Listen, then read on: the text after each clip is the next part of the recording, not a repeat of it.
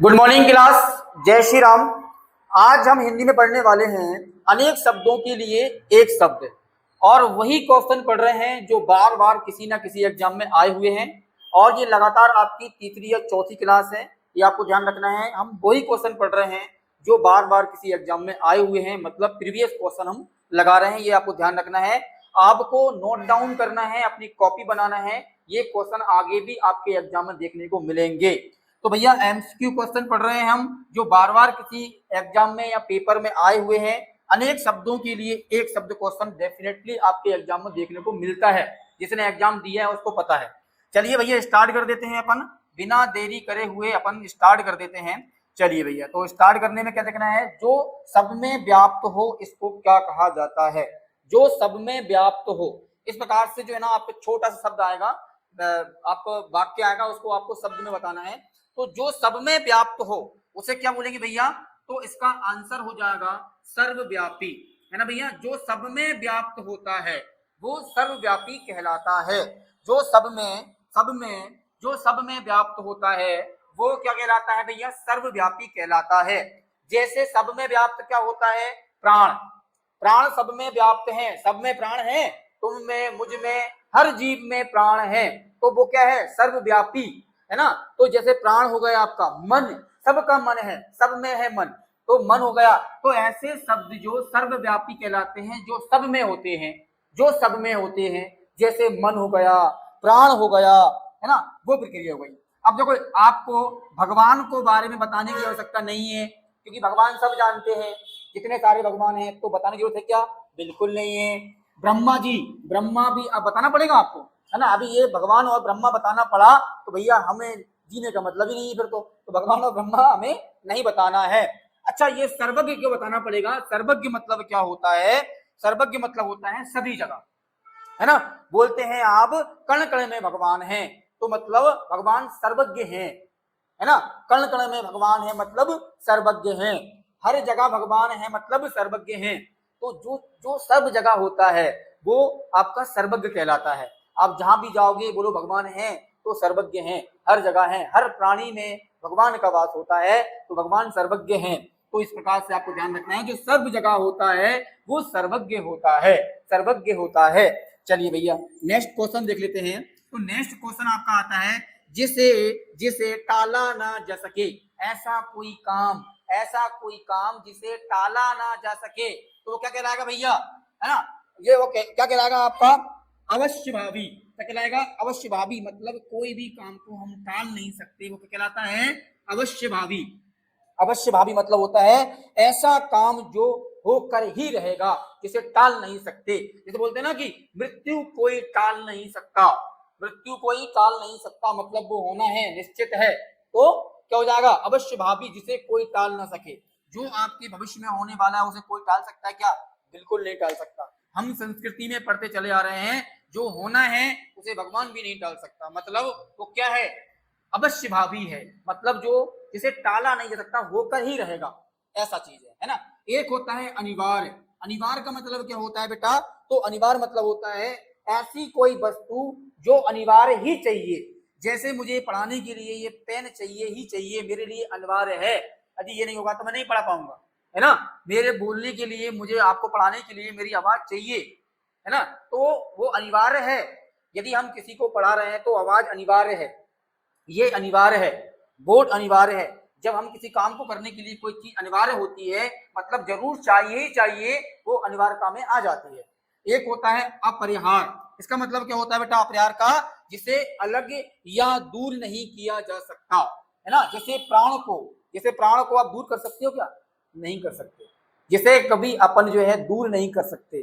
जब बोलते हैं ना प्रेम प्रसंग में जब व्यक्ति होते हैं तो क्या बोलते हैं, हम इसे दूर नहीं कर सकते। अब आगे हो जाते हैं, वो अलग है, तो हमारे प्राण है, इसे हम दूर नहीं रह सकते। उसमें क्या शब्द जाएगा, अपरिहार्य, मतलब हम इससे दूर नहीं रह सकते, जिसे हम दूर नहीं कर सकते। वास्तव में हम जिसे दूर नहीं कर सकते वो एक ही हमारे पास, वो है प्राण। हम खुद से दूर नहीं कर सकते, वो दूर हो गया तो हम स्वाहा, बाकी हर चीज को हम दूर कर सकते हैं। ठीक है भैया, ये सब बातें हैं प्रेम प्रसंग में कि इसके बिना हम नहीं जी सकते, इसके बिना हम नहीं जी सकते। सब जीते हैं भैया, है ना, सब दूर हो जाते हैं, बस प्राण दूर हुए मतलब हम इसको दूर नहीं कर सकते, बाकी सब दूर हो जाता है है ना। एक होता है भैया निश्चित, मतलब जिस किसी को हम टाल नहीं सकते, निश्चित मतलब कोई बात जो है ना निश्चित हो चुकी है, मतलब मान लो दो व्यक्तियों में कोई डील हो चुकी है और तीसरे ने पूछ लिया तो बोल दिया भैया वो निश्चित है, मतलब हम दोनों में बात हो चुकी है, वो उन्होंने खरीद ली, बस निश्चित हो गई है, बात के पाबंद व्यक्ति, है ना, वो हो जाएगी निश्चित। ठीक है भैया, समझ आ गया आपको दूसरा क्वेश्चन। चलिए तो नेक्स्ट क्वेश्चन देख लेते हैं अपन। नेक्स्ट क्वेश्चन आपका क्या है, जिसके हृदय में दया ना हो। ये क्वेश्चन बहुत बार पूछता है बेटा, ध्यान रखना। जिसके हृदय में, जिसके हृदय में, जिसके हृदय में दया ना हो उसे क्या बोलेंगे भैया, निर्दयी बोलेंगे। इसका आंसर क्या हो जाएगा, ऑप्शन नंबर बी, निर्दयी। जिसके हृदय में दया ना हो उसे निर्दयी कहेंगे, क्या बोलेंगे भैया, निर्दयी बोलेंगे, जिसके बाद में दया हो। इसके बाद ऑप्शन नंबर ए में क्या लिखा है भैया, क्रूर, है ना। क्रूर मतलब क्या होता है, जिसके मन में क्रूरता हो, किसी भी जीव के प्रति कठोरता हो, है ना, जैसे चाहे वैसे मार दे, क्रूरता, है ना, उसे क्रूरता मतलब होता है आपका जिसके हृदय में जो है ना ममता ना हो, जिसके हृदय में जो है दया ना हो किसी के प्रति, उसे बोलते हैं क्रूरता। जो किसी भी जीव को मार देता है, मार के खा लेता है, उसे क्रूर व्यक्ति बोलते हैं ना। तो क्रूरता उसे बोलते हैं जो किसी जीव के लिए है ना उसको हानि पहुंचाता हो, है ना, वो हो जाता है आपका, है ना। एक होता है कठोर, तो कठोरता को भी हम ध्यान रखना, जो व्यक्ति कठोर होगा उसे ही वही क्रूरता कर सकता है, जो व्यक्ति अंदर से कठोर होगा वही व्यक्ति क्रूर हो सकता है, ये आपको ध्यान रखना है। एक होता है निर्मम। निर्मम का मतलब क्या होता है भैया, निर्मम का मतलब होता है ममता रहित। क्या होता है, ममता रहित। ममता रहित मतलब क्या होता है, ममता रहित, ममता रहित मतलब होता है, हम बोलते हैं ना उसकी माता जी बहुत बहुत क्रूर है, मोड़ा को भयंकर मारे, पटक पटक के मारे, है ना, मतलब वो माँ जो है वो ममता रहे, तो उसके अंदर ममता नहीं है, उसके अंदर बच्चे के प्रति प्यार नहीं है। कभी सुना होगा आपने उसके पापा बड़े क्रूर हैं, मतलब वो बच्चे को बहुत मारते हैं, है ना, बहुत हर किसी मार देते हैं। हम जब से घर में बात करते हैं तो वो पिता या माता जो बच्चे के प्रति जो है क्रूरता दिखाए, मारता है, ठोकता है, जिस जो हाथ में जा उसी की मार देता है, उसे क्रूर व्यक्ति बोलते हैं। उस व्यक्ति के अंदर ममता रहित नहीं होता, ममता नहीं होती उसके अंदर। ऐसी माता या पिता या कोई भी व्यक्ति इसके अंदर ममता ना हो, वो आपका निर्मम कहलाता है। क्या कहलाता है भैया, निर्मम कहलाता है, ये आपको ध्यान रखना है। चलिए भैया नेक्स्ट क्वेश्चन देख लेते हैं। जो बहुत भाषाएं जानता हो, जो बहुत भाषाएं जानता हो, जो बहुत भाषाओं में बात कर सकता हो, जो बहुत भाषाओं को पढ़ सकता हो, जो बहुत भाषाओं को समझ सकता हो, है ना, वो कहलाता है बहुभाषी। इसका आंसर क्या हो जाएगा बेटा, बहुभाषी हो जाएगा, ये आपको ध्यान रखना है। जो व्यक्ति बहुत भाषाओं को जानता हो, समझता हो, पढ़ सकता हो, लिख सकता हो, उसे बोलते हैं बहुभाषी, मतलब बहुत सारी भाषाएं बोल सकता है। एक होता है ना भाषाविद, है ना, इसका मतलब भी बेटा सेम होता है, ये समानांतर है, लेकिन इसका आंसर बहुभाषी है ना, एग्जाम में बहुभाषी माना है इसको। एक बहुभाषाविद भी होता है जो दो या दो से अधिक भाषाओं को समझ सकता है, बोल सकता है। जैसे आज की तारीख में हम कौन है, हम है भैया आपके बहुभाषाविद। हम दो भाषाओं को बोल सकते हैं, एक इंग्लिश और एक हिंदी, है ना, दो भाषाओं को समझ भी सकते हैं, बोल भी सकते हैं। तो हम जो हो जाएंगे आपके क्या हो जाएंगे भैया, बहुभाषाविद भी हो जाएंगे, है ना। एक होता है दुभाषाई, है ना, हम दो भाषाओं में आ जाएंगे, हम इंग्लिश भी बोलते हैं, इंग्लिश समझते हैं और हिंदी भी बोलते हैं, तो हमारे अंदर दुभाषी भी आ जाएगी। एक होता है साक्षर। साक्षर का मतलब क्या होता है बाबू, साक्षर का मतलब वो होता है ऐसा व्यक्ति जो पढ़ सकता है, जो लिख सकता है, उसे साक्षर में गिना जाता है। भले ही उसके पास कोई डिग्री नहीं हो, भले ही उसके पास कोई मार्कशीट नहीं हो, भले ही उसके पास पहले की मार्कशीट नहीं हो, लेकिन वो व्यक्ति किसी बोर्ड पर या सिंबल को समझ सकता है, उसे पढ़ सकता है, उसे लिख सकता है, वो व्यक्ति साक्षर कहलाता है ना। हमारे भारत के अंदर साक्षरता की जो परिभाषा है भैया, जो लिख सकता है, पढ़ सकता है, वो व्यक्ति साक्षर कहलाता है सरकार की नजरों में। ध्यान रखना, चाहे उनके पास कोई मार्कशीट नहीं हो, है ना। शिक्षित क्या कहलाता है, जिनके पास मार्कशीट होती है ना, ये आपको ध्यान रखना है, बहुत इंपॉर्टेंट क्वेश्चन है। चलिए नेक्स्ट क्वेश्चन देख लेते हैं। पैर से लेकर सिर तक, पैर से लेकर सिर तक, पैर से लेकर सिर तक, तो इसका आंसर क्या हो जाएगा बेटा, अपादम मस्तक। इसका आंसर क्या हो जाएगा बेटा, अपादम मस्तक, है ना। क्लियर है, मतलब जो आपका पैर से लेकर नीचे, पैर से लेकर सिर तक जो आपका हो जाएगा, क्या हो जाएगा भैया, अपादम मस्तक, है ना। ये शब्द याद रखना, क्वेश्चन बहुत बार पूछा गया है। पैर से लेकर सिर तक का जो मतलब होता है एक शब्द में अपादम मस्तक होता है, अपादम मस्तक, अपादम मस्तक, है ना। एक होता है सिरोधार्य, है ना। सिरोधार्य मतलब क्या होता है बेटा, सिरोधार्य मतलब होता है सिर पर धारण करने वाला, सिर पर धारण करने वाला, सिर पर धारण करने वाला, आदर करने वाला, है ना, सत्कार करने वाला, है ना। मतलब हम किसी घर जाते हैं, जब हम किसी की मेहमानी में जाते हैं, किसी घर मेजबानी करने जाते हैं, तो हम क्या बोलते हैं, भैया वो व्यक्ति बहुत आदरणीय है, उसने भैया बहुत आदर सत्कार किया।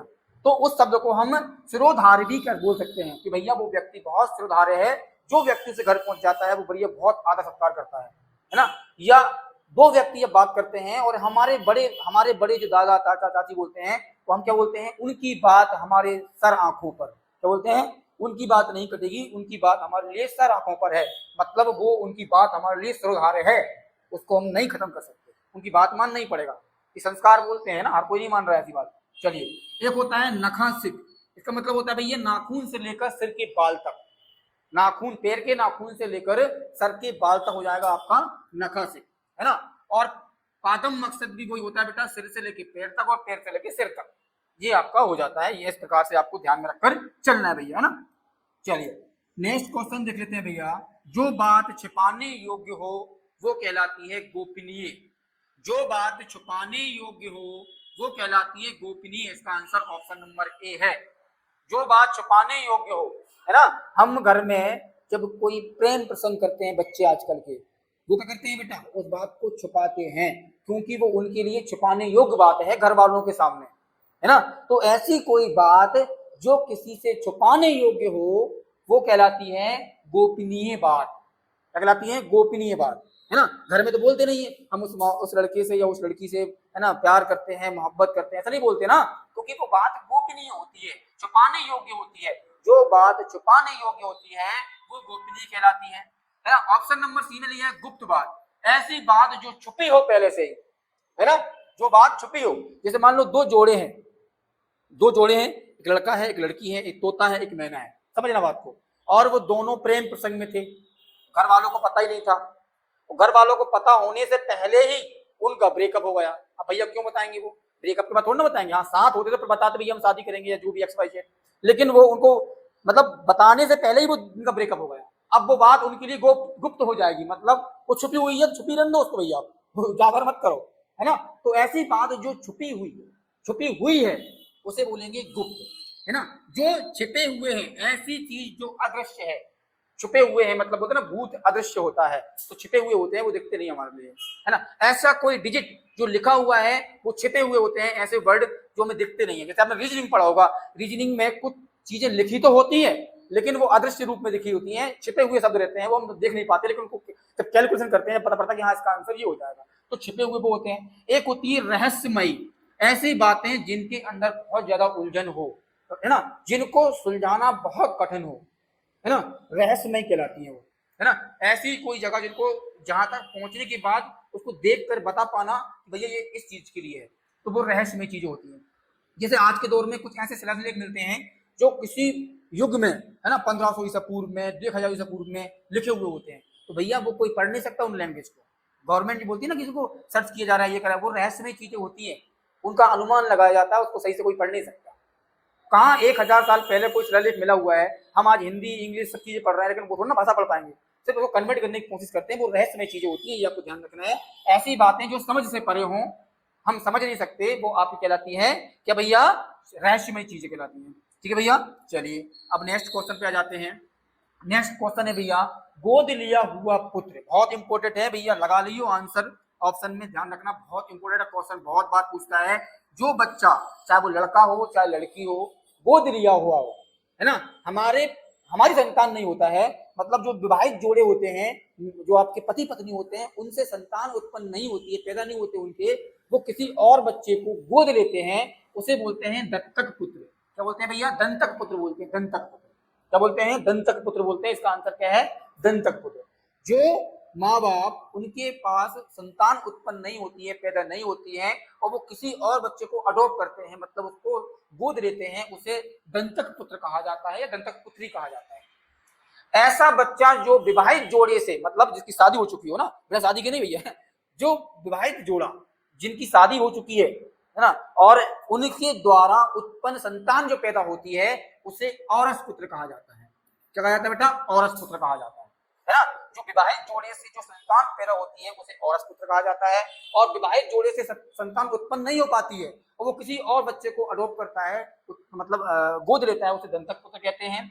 और एक होता है त्याज्य, है ना, ऐसी कोई चीज, ऐसी कोई वस्तु या ऐसा कोई व्यक्ति जो त्यागने योग्य हो उसे बोलते हैं त्याज्य। क्या बोलते हैं? त्याज्य। मतलब मैं इसको त्याग सकता हूं, है ना। जब दो जोड़ी में बहुत जम की लड़ाई हो रही है तो वो जोड़ा जो है ना, एक दोनों में से कोई एक सोचता है यार ये व्यक्ति के साथ रहना महामूर्खता है, इसको त्याग दो, इससे दूर हो जाओ, है ना, इसको जाने दो, उसकी जिंदगी जीने दो। तो वो व्यक्ति उसकी नजरों में त्यागने योग्य है। इसीलिए वो क्या बोल रहा है भैया कि तू अपनी जिंदगी जी भाई जी, जा जा जा जी अपनी जिंदगी, है ना, हमें तुम्हारे साथ में रहना। क्यों? क्योंकि वो व्यक्ति उसकी नजरों में त्यागने योग्य है, मतलब वो त्याजस्य है। क्या है? त्याज्य है। त्याज्य मतलब जो व्यक्ति को लगता है कि मैं इस वस्तु को या इस व्यक्ति को त्याग सकता हूं, ये मेरे काबिल नहीं है, तो वो व्यक्ति क्या कहलाता है? उसके लिए त्याज्य कहलाता है ना। ये आपको ध्यान रखना है। एक होता है अनूठा, ऐसा व्यक्ति जो विचित्र हो, है ना। अनूठा मतलब क्या होता है भैया? एक ऐसा व्यक्ति जो विचित्र हो, अद्भुत हो, है ना, उसके पास निराला हो। जैसे कृष्ण भगवान बड़े अद्भुत थे, बड़े अद्भुत, बड़े अनूठे थे, बड़े विचित्र थे, है ना। तो वो क्या हो जाएंगे? ऐसा अद्भुत व्यक्ति जिसके जैसा कोई और ना हो, वो जाता है आपका क्या है भैया? अनूठा व्यक्ति। या जिसके पास 6 उंगलियां हो, 1 2 3 4 5 6, तो वो अद्भुत हो जाएगा हमारे लिए, क्योंकि हमारी 5 है ना भाई, हम सबकी 5 है, लेकिन 100 500 1000 में से एक व्यक्ति ऐसा होता है कि 6 उंगलियां हो जाती है, अंगूठे के पास एक और अंगूठा निकल जाता है, तो अनूठा व्यक्ति हो जाएगा वो। क्या हो जाएगा? अनूठा व्यक्ति। चलिए भैया एक और क्वेश्चन देख लो भैया, देखते जाओ, मजा आएगा तुम्हारे लिए, मजा तो आना चाहिए ना। जिसकी उपमा ना दी जा सके, जिसकी उपमा ना दी जा सके, वो कहलाता है भैया अनुपम। अनुपम, जिसकी उपमा नहीं दी जा सके, ऐसा व्यक्ति जिसके समान दूसरा कोई हो ही नहीं, जिसकी हम किसी और से तुलना नहीं कर सके, वो अनुपम कहलाता है। जिसकी उपमा किसी और से ना की जा सके उसे अनुपम कहते हैं, जिसे अनुपम कहते हैं। अब सपोज करो आप, सावन का महीना चल रहा है, हम शिव जी को पूछ रहे हैं, शिव जी की पूजा कर रहे हैं ना, जल ले जाएंगे, लोटा लेके जाओ, नमः शिवाय, दूध ले जाएंगे, बढ़िया मस्त उनके शिवलिंग को मलेंगे, तो मतलब और बढ़िया मतलब शमशान की वो लगाते हैं, क्या बोलते हैं उसे, क्या लगाओ, क्या बोलते हैं भाई, उसको भस्म लगाते हैं, तो शिव जी हैं वो भैया। अब उनकी तुलना हम किसी और देव से कर सकते हैं क्या? कोई और देव भस्म लगाता है क्या? कोई और देव जो है ना दूध से नहाता है क्या? कोई और देव पे परमानेंट पानी चाहिए क्या? जल सिर्फ शिवलिंग को चाहिए, शिव जी को चाहिए। उनकी तुलना हम किसी से नहीं कर सकते, तो वो अनुपम है, वो अनुपम है। भोलेनाथ अनुपम है, जिसकी उपमा हम किसी और से नहीं कर सकते, वो आपका कहलाता है अनुपम। एक होता है अद्वितीय, मतलब एक व्यक्ति एक जैसा ही होता है, उसके जैसा कोई दूसरा ना हो, अद्वितीय। इसे हम बोल सकते हैं नारायण, है ना। तो मैंने शिव जी का दिया, अब नारायण समझ लो, अब नारायण, है ना, बोलते सत्यनारायण बोलते हैं। तो वो कितने बड़े 5 फनों वाले नाग पर लेटे रहते हैं, कोई और भगवान लेटे हुए हैं नाग पर, बढ़िया लेटे हुए मस्त, है ना। तो वो है आपके अद्वितीय, उनके जैसा कोई और है नहीं, कोई और शेष नाग पर लेटे ही नहीं। भोलेनाथ जो शमशान की भस्म लगाते हैं, उनके जैसा कोई दूसरा है ही नहीं, है ना। ब्रह्मा जी जिनके 4 मुख हैं, उनके जैसा कोई है ही नहीं है। भाई किसके 4 मुख हैं? है किसी के और के, लेकिन परमानेंट किसी के दिखते हैं क्या? नहीं दिखते। तो वो है अद्वितीय, मतलब उनके जैसा कोई और नहीं है। अनोखा भी बेटा वही हो जाएगा, मैंने बताया था अभी, कृष्ण भगवान अनोखे थे, उनके जैसा कोई और नहीं था, है ना। अपूर्व, जो पहले से ही हो चुका हो, है ना, जो पहले से ही जो है ना हो चुका हो, वो आपका है अपूर्व, है ना। अपूर्व मतलब जो पहले से ही हो चुका हो, वो अपूर्व कहलाता है। चलिए भैया नेक्स्ट क्वेश्चन देख लो भैया, नेक्स्ट क्वेश्चन देखना बहुत जरूरी है। किए हुए को ना मानने वाला, यदि आपने किसी के लिए बहुत अच्छा किया है, वो व्यक्ति आपको मानता ही नहीं है, आपकी जो इमेज है उसके नजरों में मिट्टी के समान है ना, आपकी इमेज जो है ना उसके सामने मिट्टी के समान है, तो ऐसा व्यक्ति जो किसी का किया हुआ नहीं मानता है, वो कहलाता है भैया कृतज्ञ, कहलाता है कृतज्ञ। ये इसका आंसर है ऑप्शन नंबर बी। ऐसा व्यक्ति जो किसी के किए हुए को नहीं मानता है, कोई किसी के लिए कितना ही कर ले, लास्ट में जाकर वो ये बोल देते मेरे लिए किया ही क्या है। आजकल की जो अंश है, हमारे बच्चे हैं, माँ बाप से क्या बोल देते हैं मालूम, तुमने हमारे लिए किया ही क्या है। वो माँ बाप जो बचपन से आपको, वो माँ जो आपको 9 महीने तक पेट में रखती है, वो पिता जो आप जैसे ही धरती पर पैदा हो जाते हैं, माता के गर्भ से बाहर आते हैं, और वो पिता जो आपका है, वो आपके भविष्य के बारे में चिंता उसी दिन उसके माथे पर रखा जाती है कि ये लड़का है तो उसके लिए अलग से पूरी जिंदगी बना कर रखेगा कि मैं इसके ये पढ़ाऊंगा, ये दिखाऊंगा, ऐसे करूंगा, ये करूंगा। लड़की है तो उसके लिए पूरी जिंदगी बना कर भैया ये कर लो। तो ऐसे माँ बाप, जो माँ आपके लिए 9 महीने तक पेट में रखती है, जो पिता आपके जैसे ही आप धरती पे आते हो, माँ के पेट से बाहर आते हो, वो आपकी जिंदगी के बारे में सोचने में लग जाता है और पूरी जिंदगी आपको खेलने कूदने से लेकर पढ़ाने लिखाने तक पूरी जिंदगी आपको बड़ा करता है और एक समय आप क्या बोलते हो कि भैया आपने हमारे लिए किया ही क्या है। तो ऐसे व्यक्ति को बोलते हैं कृतज्ञ। ऐसे व्यक्ति को क्या बोलते हैं? कृतज्ञ, जो किसी के किए हुए को मानता ही नहीं है। सबसे बड़ा उदाहरण दिया मैंने आपके लिए, है ना। और इसका आंसर जो होगा एक होता है कृतज्ञ। एक क्या होता है भैया? कृतज्ञ मतलब होता है आपका, कृतज्ञ मतलब क्या होता है ये समझो आप। तो कृतज्ञ मतलब क्या होता है वो समझो। कृतज्ञ मतलब होता है आपका मानने वाला। ठीक है, कृतज्ञ मतलब क्या होता है भैया? मानने वाला। उपकार को मानने वाला कृतज्ञ होता है और नहीं मानने वाला कृतज्ञ होता है। ये दोनों आप ध्यान रखना। कृतज्ञ मतलब होता है मानने वाला, जो उपकार को मानता है। बोलते हैं ना कि जो बोलते हैं ना कि माता पिता को बोलते हैं कि सारे सारे जो आपके तीर्थ आपके चरणों में हैं, वो माँ बाप को मानता है। वो बोलता है कि सारे जो तीर्थ हैं हमारे जो है आपके चरणों में भैया, हमें कोई तीर्थ नहीं जाना है, हम आपकी सेवा करना है, माँ बाप की सेवा करना है। वो मतलब उनके उपकार को मानता है, उनने जो किया है उसको समझता है, इसीलिए बोलता है कि सब तीर्थ तुम्हारे चरणों में है। वो व्यक्ति कृतज्ञ कहलाता है। जो व्यक्ति नहीं मानता है वो आपका कृतज्ञ कहलाता है। एक होता है पापी एक होता है पापी। पापी मतलब क्या होता है भैया? जो पाप करता है, मतलब जो हमारी संस्कृति हमारे पौराणिक जो नियम है उसके खिलाफ काम करता है, वो पापी कहलाता है। चोरी करना पाप है, किसी की हत्या करना पाप है, किसी जीव को काट कर खाना पाप है, मतलब किसी को गंदी नजर से देखना पाप है। मतलब जो हमारे वेद पुराणों में लिखा हुआ है वो उसके खिलाफ कोई काम करता है वो पापी कहलाता है। सिंपल सी बात है ना। इसके बाद एक होता है दुष्ट। दुष्ट रावण जो पापी होता है, दुष्ट रावण बोला ना। जब सीता जी क्या बोलती थी, अब उसमें थी वो एक बगीचे में थी, वो कौन सा बगीचा था, है ना, उसमें जब बैठी थी रावण आता था ना, वो क्या बोलती थी तिनका उठा के? दुष्ट रावण। क्यों? क्योंकि वो पापी था। उन्होंने गलत निगाहों सीता जी को देखा। हर बार उन्होंने कभी बोला दुष्ट रावण। जिसने भी रामायण में दुष्ट रावण, क्योंकि वो पापी था, वो धर्म के विरुद्ध काम कर रहा था, धर्म के विरुद्ध चल रहा था, उसे दुष्ट व्यक्ति कहा जाता है। ये आपको ध्यान में रखकर चलना है भैया, ठीक है। तो ये आपको समझ आ गया होगा मेरे हिसाब से। चलिए नेक्स्ट क्वेश्चन देख लेते हैं भैया।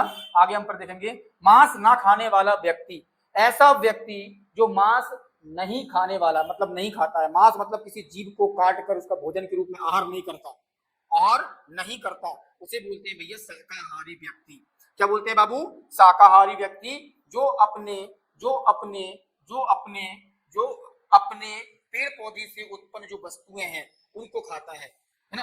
जैसे कि एक्स वाई जेड जो भी आपकी तुरैया वरैया दुनिया वरिया आलू मालू ये सब हो गया, आपका क्या हो जाएगा? जो मतलब किसी जीव को नहीं खाता है वो आपका कहलाता है शाकाहारी। जो किसी जीव को खाता है वो कहलाता है आपका मांसाहारी। जो किसी जीव को खा सकता है, भोजन के रूप में खा सकता है, वो कहलाता है मांसाहारी। जो किसी जीव को नहीं खाता है वो शाकाहारी कहलाता है।